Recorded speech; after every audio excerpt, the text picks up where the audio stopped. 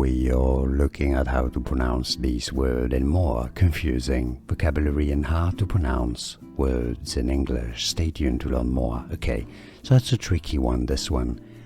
Let's break it down. So you have the number 1000, okay?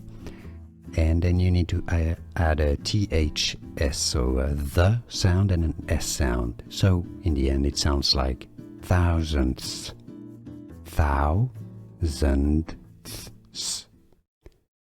Thousandths.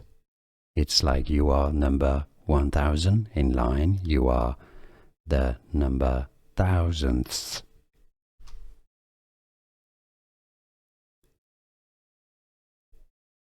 We are looking at how to pronounce these words and more confusing vocabulary and hard to pronounce words in English. Stay tuned to learn more. Okay, so that's a tricky one, this one. Let's break it down.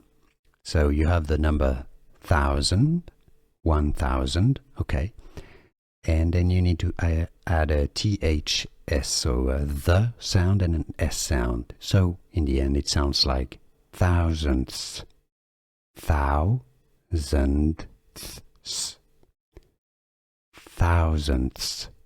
It's like you are number 1000 in line, you are the number thousandths.